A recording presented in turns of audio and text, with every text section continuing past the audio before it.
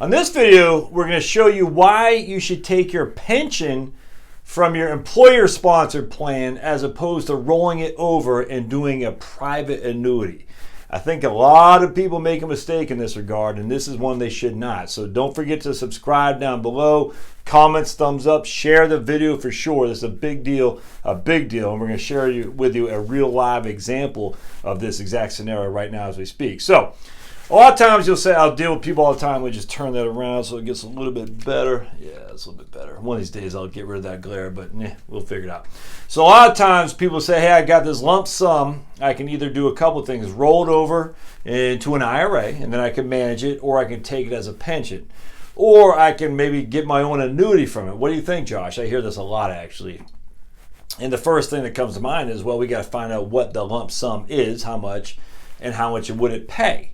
If we don't know those two things, you can't really make a decision, all right? So we got to find these two things out. So let me share an example that I was using with a guy the other day from Kansas. He has the option to take a lump sum of $234,664 when he hits, I think it's 59.5. I'm just rounding up to say 60 because I got to compare it against a couple other things. So he has the option to take $234,664 as a lump sum at 59.5. Or he could wait until he's 62 and take $243,000, or he could wait till he's 65 and take $250,000. All right. Now, if he takes it at 59.5, again, I'm just rounding up for 60 because you can't do 59.5 years when you're doing private annuities. You got to do the year, at least in terms of just getting a quote. So if he were to take that $234,000, if he had a joint in life survivor annuity. So he and his wife, you got John and Jane. John takes it. John gets hit by a bus. Jane gets the whole thing that John was getting. That's called a joint in life survivor annuity. For the love of me, you have a hard time convincing me not to do that.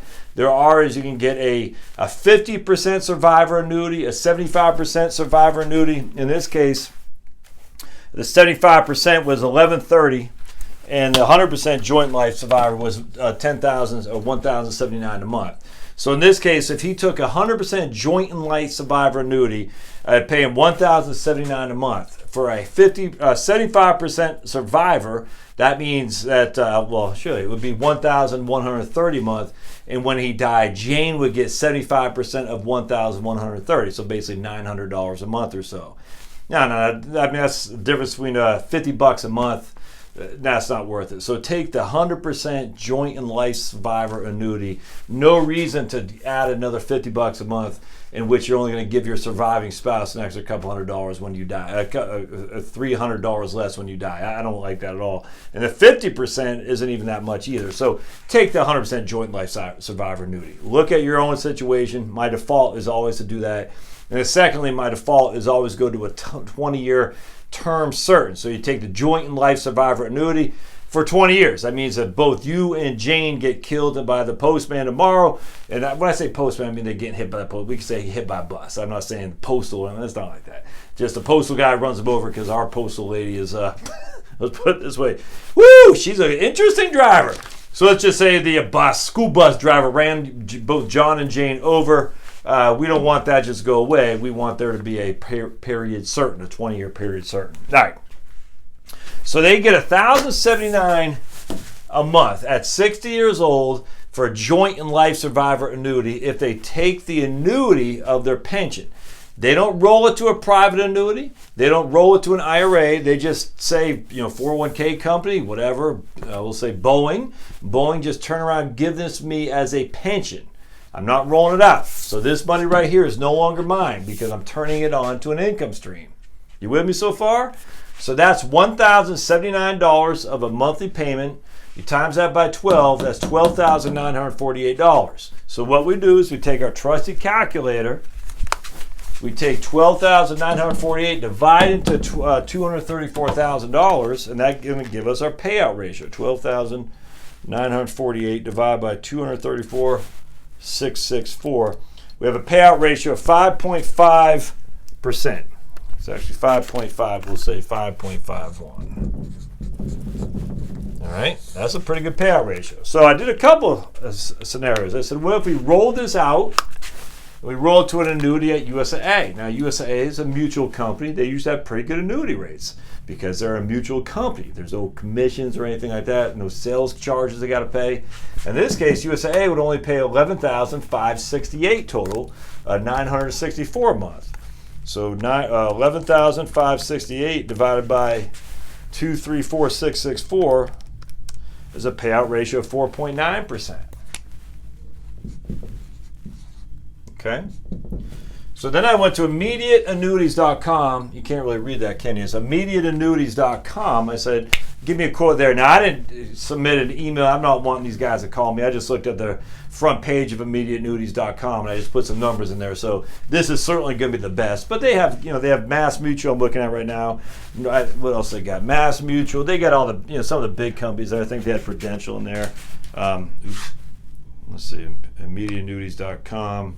Oops, I just messed that up, didn't I? Blink. There we go. Bear with me, I'll show you what else they got. Immediateannuities.com. Who they got in here? They got, now I can't tell anymore. Hold on just a second. Get my quote.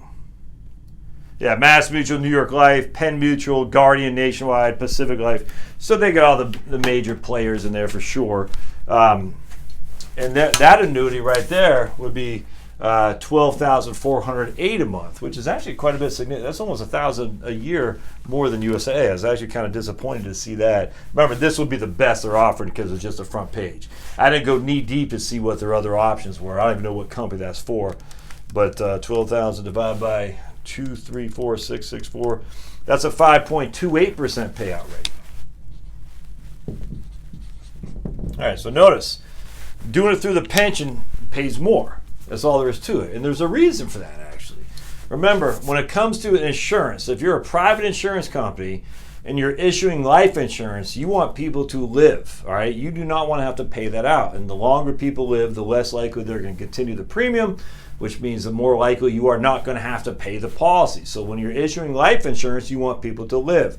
When you're issuing annuities, you want people to die. I know that sounds morbid because you know for a fact once they're dead, you know what your costs are. That's all there is to it. So life insurance companies want people to die. Insurance companies want people to die early when they're issuing annuities. That way they can stop making the big payments, a monthly payment. So that's how it works. Almost somewhat of they're working against each other. Life insurance, you want them to live long. Annuities, you want them to die early. That's all there is to it. Same with long-term care. Long-term care, they want you to die early as well.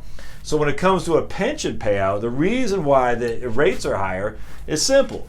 They're insuring a group of people, not as individual units, but as a group of the employer group as a whole. So essentially what they're saying is, Josh, you might be a triathlon, but Bob over there smokes 2 packs of Cools a day, unfiltered, and he likes to drink all kinds of beer, and he goes skydiving and going down to, running drugs in Honduras and all that. So Bob is pretty risky. Josh is not, but as the average person, they're basically a standard risk. So basically they're going to say, Josh, you're going to make Bob less risky. Bob's going to make you more risky. At the end of the day, here's your standard for this group as a whole. And if I am Josh and I know I'm going to live a long time, that means I'm going to get more of a penalty, more of a payout, because I'm being insured as if part of me is Bob. That my longevity is lessened because Bob is part of the group of which I'm attached.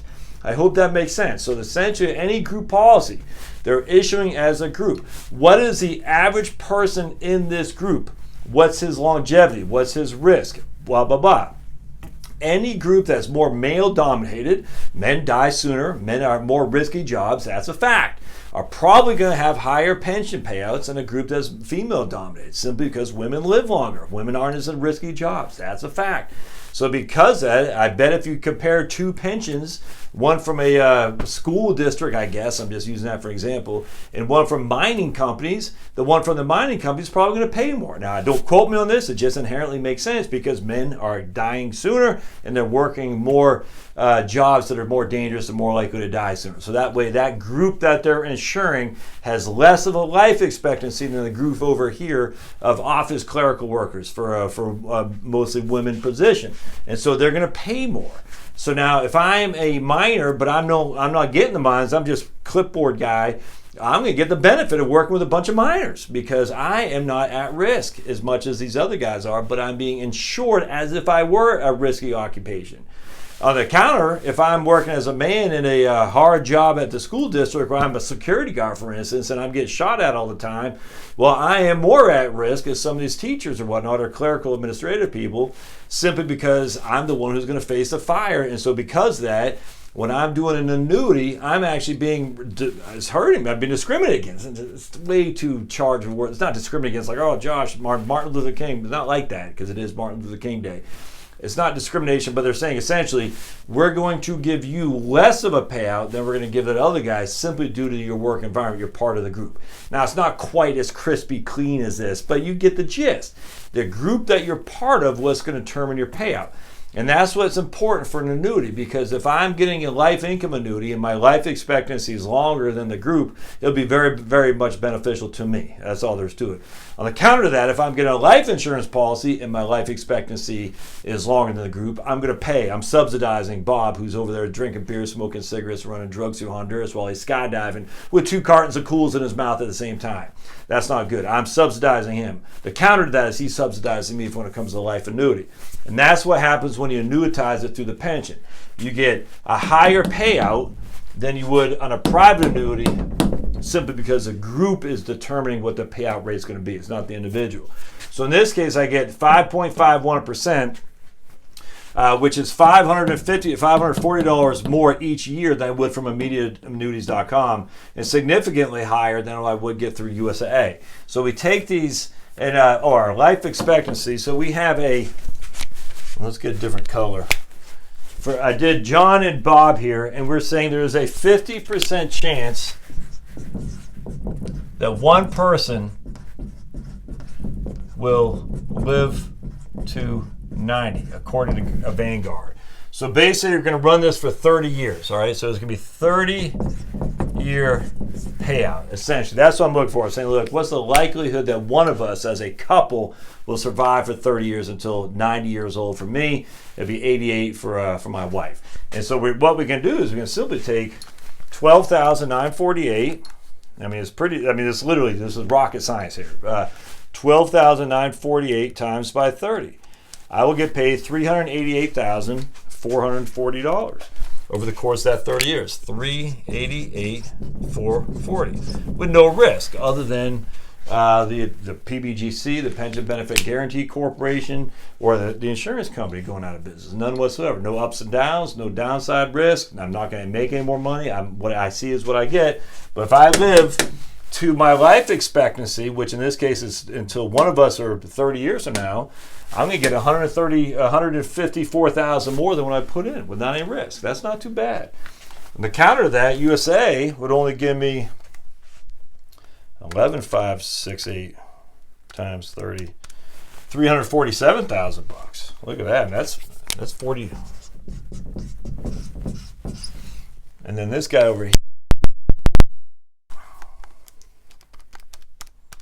Oops, 12,408 times 30, 372. So you can see what makes sense to shop. And I think that's off gut bucks. But anyway, so this is immediateannuities.com. This is USA as a pension. I'm actually surprised it's that high. I was actually pretty surprised at a 5.28 payout. Again, I don't know exactly what that was. That's just the first page of the front page. So that might just be a little bit misleading, something to get me to give my email information to them. I was surprised it's over 5%. Let's put it that way. I would not be shocked if you went deeper into the immediateannuities.com. It wouldn't be that kind of a payout. But either way, that's what they showed us, so we'll use that. But it didn't come to this. A 60-year-old person with a 5.5% payout rate on a joint and life annuity, that's a smoking deal. No other way around that. And so again, if I'm getting ready to retire from any institution, and I think I like the idea of a income stream that I can't outlive, that is not tied to the market, that is completely 100% guaranteed. In this case, it's going to pay me over $1,000 a month.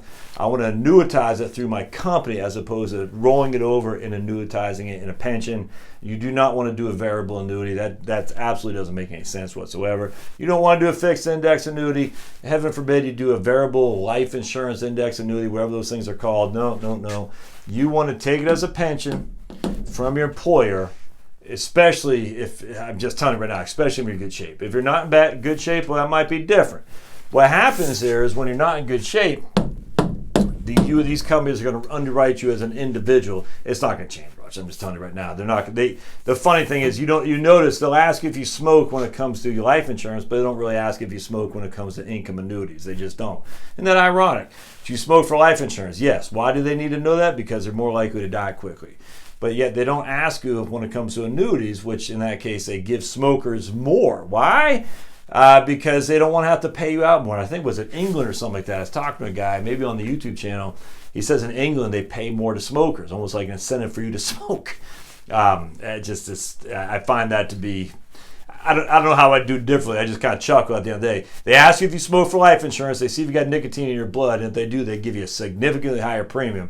When it comes to income annuities, though, they don't ask you if you smoke. And if you do smoke, they're still going to give you underwriting as if you didn't. And that way you're not going to get as much, which is because you're going to die sooner, which is funny. But that's the moral of this story. When it comes to getting an annuity and you have the opportunity to roll out your pension, see what your rate is, your distribution rate. This is 5.5, which is smoking. There's no other way. That's a good deal. Absolutely. See what your distribution rate is. See what the monthly payment is going to be is. See if it's joint life survivor annuity. Joint and life survivor covers you and your spouse for as long as either of you are breathing. And then compare it to a couple other places. Maybe you got a guy you know over at, maybe use Vanguard. You got a guy who works at Northwest Mutual. Get quotes. And I bet you'd be surprised if those quotes beat what you can get through your pension. All right. Hope this helps. As always, you like what you see here, subscribe down below. If you find value out of this and you want to throw some cash my way, go to the Heritage Wealth Planning YouTube website. You'll see the link on the bottom of any page. It says donate down below, and you gotta be happy to accept your money for sure. Share this video with others and subscribe and thumbs up, and we'll see you guys next time. Thanks, guys.